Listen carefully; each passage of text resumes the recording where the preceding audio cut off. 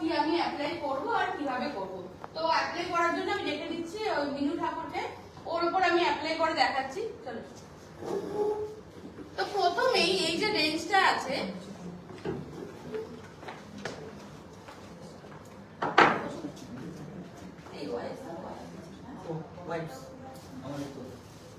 আচ্ছা ওনার স্ক্রিনটা এখন দেখে নিন, তারপরে অ্যাপ্লাই করার পর দেখা যাবে যে কি চেঞ্জেস এলো। কি লাগছে এখন স্ক্রিনটা একটু ডাল হয়ে রয়েছে, কাছ থেকে দেখলে দেখা যাবে একটু আনইভেন টোনও আছে।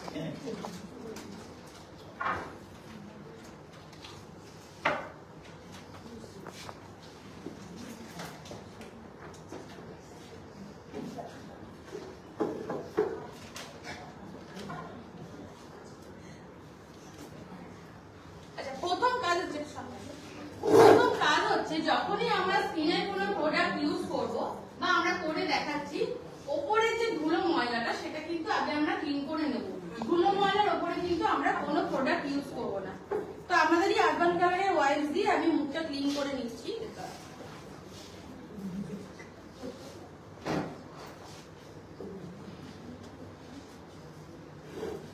দেন আমার ইউজ করার পালা হচ্ছে হেমল্যাবের এই ফোমিং ফেস ওয়াশ। এইটা মুখে একটা ব্রাশ করা আছে। ব্রাশ করার জন্য কি হয়, আমরা যখন ক্লিন করছি এটা কিন্তু খুব ভালো ক্লিনিংটা হয়। যেমন জামা কাপড় আগে আমরা কি করতাম, ব্রাশ দিয়ে ঘষতাম তো, বা ওয়াশিং মেশিনও দেখে কাটা কাটা থাকে, একটাই কারণ যাতে ক্লিনিংটা ভালো হয়। কিন্তু সেরকম নয় যে মুখের কোনো ক্ষতি হবে। এই ব্রাশটা এতটাই সফট, পুরো খুব সুন্দর একটা মাসাজের মতন হয়, খুব ভালো ক্লিন হয়। এবারে আমি এটা দিচ্ছি, দেখা যাক যে কিরকম ভাবে করতে হবে। এই আপনি পাম্প করে নিলে এবার এটাকে রাউন্ড করে আপনি মুখটাকে ক্লিন করুন।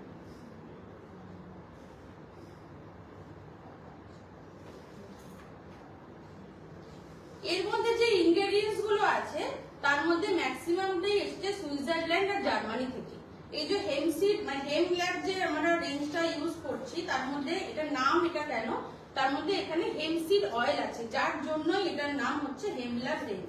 এবং এটা আনাই হয়েছে বাইরের দেশ থেকে, এখান থেকে কিন্তু নয়। এবং এর কাজটা কিন্তু অসাধারণ, মানে ইনস্ট্যান্ট আপনাকে গ্লো এনে দেবে, একটা ডিপ ক্লিনিং করবে, তার সঙ্গে ট্যান রিমুভ করে দেবে, যদি কারো পিগমেন্টেশনের প্রবলেম থাকে সেটা করে দেবে, আর যাদের অ্যাকনে পিম্পলস আছে ওটাও কিন্তু আস্তে আস্তে কিওর হয়ে যাবে। অনেকে হয় না অ্যাকনে পিম্পলস সেরে গেছে তারপরে দাগগুলো রয়ে গেছে, সেই দাগগুলো কিন্তু আস্তে আস্তে চলে যাবে। এই হচ্ছে আমার অ্যাপ্লিকেশনের প্রসেস। এইরকম ব্রাশটা গোল গোটেও এরকম কিন্তু টানবে না, যখনই করবে রাউন্ড। যখন আমরা হাতে করেও ক্লিন করব আমাদের প্রসেস কিন্তু এই রাউন্ড মোশনেই থাকবে। লাগছে কি ব্রাশটা সফট আছে?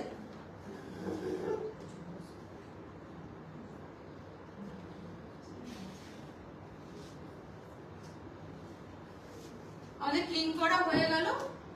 এবার এটাকে মোছার সাথে সাথেই দেখবে একটা কিন্তু স্কিনে গ্লো দেখতে পাওয়া যাবে। যদি কেউ বিউটি ইন্ডাস্ট্রিতে থাকে এটা দিয়ে আরামসে সে ফেসিয়ালও করতে পারবে। ফেসিয়ালের প্রথম স্টেপে আমাদের ক্লিন করতে হয়, তো সেই পার্টটা কিন্তু আমাদের হয়ে গেল। এবার ফেসিয়াল ছাড়াও দেখবে অনেকেই বলে আমি ফেসিয়াল করি না, সে ক্লিন আপ করে। তো এইটা কিন্তু আমরা সবাইকে বলতে পারছি যে তুমি স্কিনটাকে ক্লিন আপের জন্য এই প্রোডাক্ট ইউজ করতে পারবে। বিশেষ করে ছেলেরা তো পারবেই, কারণ ছেলেদের মধ্যে বেশি সমস্যাটা থাকে, তাদের কাছে সময়টা কম, কিন্তু তারা স্কিনে কিন্তু একটা গ্লো চায়। এই যেমন আমার স্কিন অলওয়েজ গ্লো করে। আচ্ছা চেঞ্জ দেখা যাচ্ছে ক্লিন করার পরে, একটা কিন্তু সঙ্গে সঙ্গে ইনস্ট্যান্ট গ্লো এলো। যারা যারা পার্টিতে যাবে আমি বলবো এইটা দিয়ে ক্লিন করে একটু সিরাম অ্যাপ্লাই করে তুমি এরপরে ফাউন্ডেশন দাও, একটা অদ্ভুত গ্লো আসবে কিন্তু, যেটা অনেক মেকআপ আর্টিস্ট করে, অনেক প্রোডাক্ট খরচা করে গ্লোটা নিয়ে আসে। তাই আমার তো দরকার নেই, আমি আমার স্কিনটাকে ভালো করবো, মুখটাকে এমনি পরিষ্কার করবো, গ্লো এমনিই আসবে। এরপরে আমার কাজ হচ্ছে আমাদের একটা স্ক্রাব আছে এর সাথে। যদি স্ক্রাবটা রোজের অ্যাপ্লাই আমরা করবো না, উইকে একবার অ্যাপ্লাই করবো, কিন্তু এখন আমি অ্যাপ্লাই করে দেখাচ্ছি।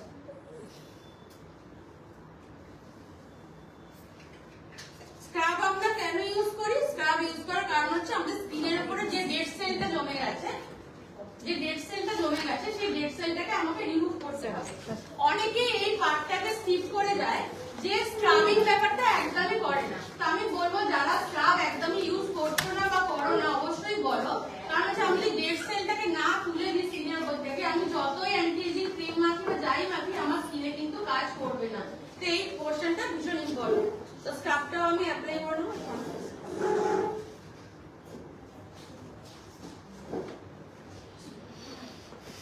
এবং এই প্রোডাক্টগুলো এমন ভাবে বানানো আছে মানে স্কিনটা কোনোভাবেই কিন্তু ড্রাই হবে না, কারণ এর মধ্যে হাইড্রোনিক অ্যাসিড আছে, ভিটামিন ই আছে, ভিটামিন সি আছে, স্কিনটাকে সফট রাখবে, সমস্ত জিনিসটাকে রিপেয়ার করবে।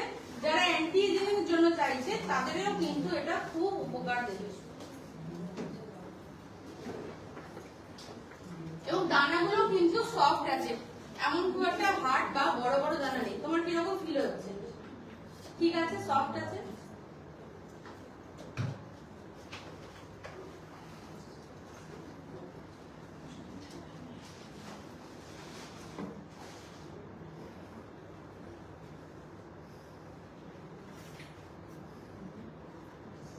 এই রেঞ্জটাকে দিয়ে কিন্তু টিনেজার যারা মানে স্কুল কলেজে পড়ছে তাদের উপরেও কিন্তু সুন্দরভাবে অ্যাপ্লাই করা যায়।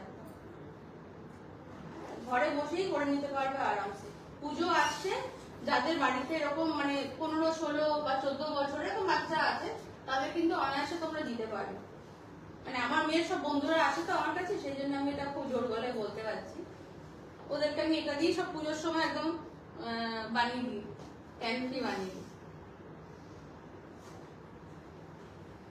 আচ্ছা, এটা 2-3 মিনিট ধরে করতে হবে, এত সময় আমরা দিচ্ছি না, রিমুভ করে দিচ্ছি।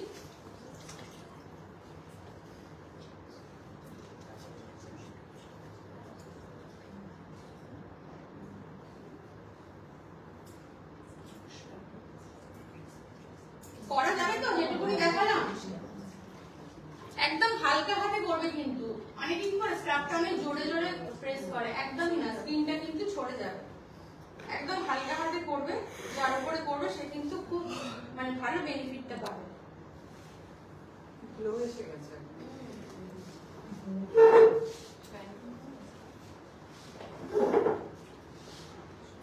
আচ্ছা, দেন আমার কাজ হচ্ছে আমাদের এখানে একটা সিরাম আছে, হেমল্যাব সিরাম। এই সিরামটা আমি অ্যাপ্লাই করব। তো এই যে ধরো ক্লিনিং করলাম, স্ক্রাবিং করলাম, তারপরে একটু অল্প ড্রাইনেস আমাদের থাকে, সেই ময়েশ্চারটা যাতে স্কিন থেকে বেরিয়ে না যায় তার জন্য আমি এর উপর অ্যাপ্লাই করবো সিরাম। এবং যেহেতু আমার স্ক্রাবিং হয়ে ডেড সেলটা বেরিয়ে গেল, এবারে সিরামটা কিন্তু খুব ভালো কাজ করবে এবং একটু গ্রিজি নয়, একদম লাইট ওয়েট, সমস্ত স্কিনে কিন্তু এটা অ্যাবজর্ব হয়ে যাবে।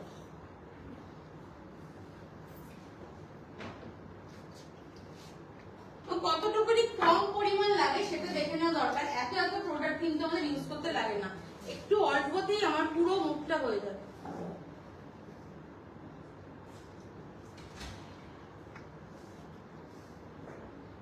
এখানে একটা আমি এক্সপেরিয়েন্স শেয়ার করি, সেটা হচ্ছে দেখুন চশমা পরে পরে নাকের এখানে অনেক কালো পুরো দাগ হয়ে যায় না, তাকে এইটা দাও একদম চলে যাবে। এটা আমি আমার ক্লায়েন্টকে দিয়েছি এবং সে 4 মাস ধরে কিন্তু এটা কন্টিনিউয়াস কিনছে। ভীষণ ভালো, মুখে দাগ মিলিয়ে দেওয়ার জন্য ভীষণ ভালো।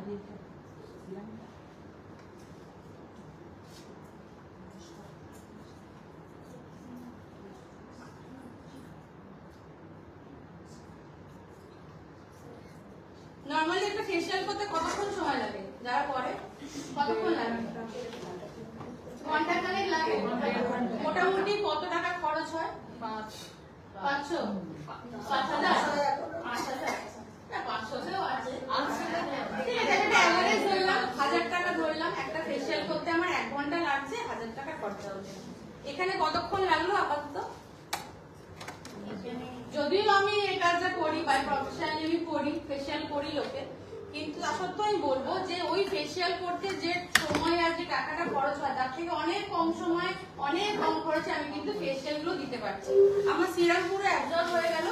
এরপরে আমার অ্যাপ্লিকেশন হচ্ছে ফেস অয়েল, এবং প্রত্যেকটাতেই কিন্তু হেমসিড অয়েল দেওয়া আছে, যেটা কোল্ড প্রেস, এবং প্রত্যেকটারই কাজ হচ্ছে অ্যান্টি এজিং, ট্যান রিমুভ করা, যদি অ্যাকনে থাকে সেটাকে কমিয়ে দেওয়া, যত রকম প্রবলেম আছে, ড্রাই স্কিন হলে ড্রাই স্কিনের উপর কাজ করবে, যদি রিঙ্কেল হয়ে যায় তার উপরে কাজ করবে। এবার যদি খুব সিভিয়ার কারোর অ্যাকনে হয়ে থাকে, মানে পুরো গাল ভর্তি হয়ে থাকে, সে এই অয়েলটাকে খালি স্কিপ করতে পারে, কিন্তু লাগালেও কোনো ক্ষতি হবে না। কিন্তু অনেকে ধারণা থাকে না যে আমার অয়েলি স্কিন, আমি আর অয়েল দেবো না, সে চাইলে স্কিপ করতে পারে, কিন্তু আমি বলবো এটাতে তাতে কোনো ক্ষতি হবে না, তার বরং ওই প্রবলেমটা সলভ হবে।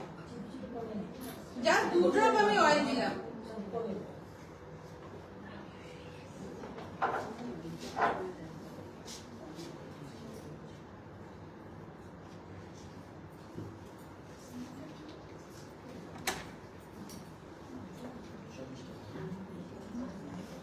মেকআপ আর্টিস্ট মেকআপ করার আগে স্কিনটাকে প্রিপেয়ার করতে হয়, তো এইভাবে যদি কেউ স্কিনটাকে প্রিপেয়ার করে মেকআপ কিন্তু ভীষণ ভালো করা যাবে।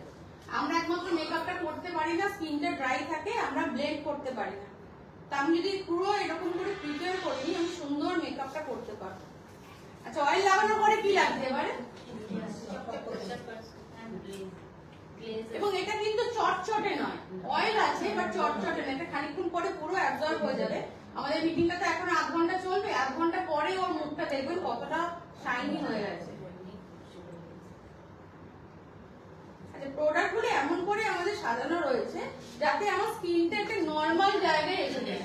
আমি প্রথমে সিরাম দিলাম, ওটা ট্রিটমেন্ট হলো, তারপরে অয়েল দিলাম, মানে যেহেতু ড্রাই স্কিন অয়েলটা কিন্তু খুব ভালো স্যুট করবে। এরপরে কাজ হচ্ছে আমাকে স্কিনটাকে একটু ময়েশ্চারাইজ করা, কারণ নর্মাল স্কিন তখনই আমি করতে পারবো যখন অয়েল আর ময়েশ্চারের আমার সমান সমান ব্যালেন্স থাকবে। তা আমি অয়েল দিয়ে দিলাম, এরপরে আমার কাজ হচ্ছে ময়েশ্চারাইজ করতে হবে।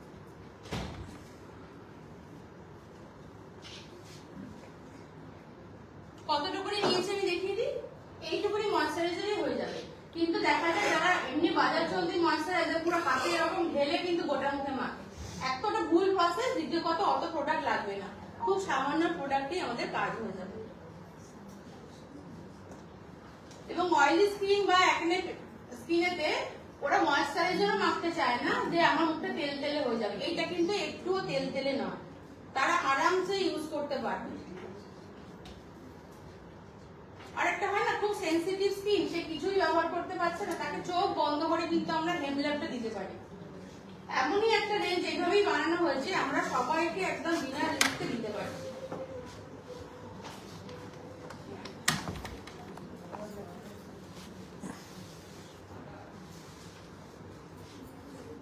আচ্ছা, যখন অ্যাপ্লাই করবে এটা কিন্তু উপর দিকে তোমাকে টেনে লাগাতে হবে, এটা নিয়ম। এটা পেছন থেকে করছি, যখন নিজেরা করবে এরকম উপর দিকে টেনে কিন্তু লাগাবে। তাতে একটা জিনিস হয়, এই যে মাসেলটা, এই মাসেলগুলো কিন্তু এইভাবেই সাজানো রয়েছে। আমি যত উপর দিকে টেনে লাগাবো আমার মাসেলটা টান টান থাকবে, আর যদি ডাউনওয়ার্ডস করি আমি তাহলে কিন্তু ঝুলে যাবে। এইটা একটু মাথায় রাখতে হবে।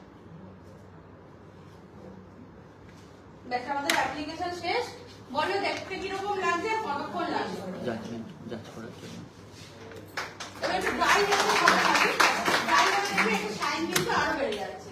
এখানে আমার অ্যাপ্লিকেশন পর্ব দেখানো শেষ। যদি কারো কিছু কোশ্চেন থাকে বলতে পারো। কারো কিছু কোশ্চেন? ভালো লেগেছে? ঠিক আছে, তাহলে এটা ভালো লিখছি।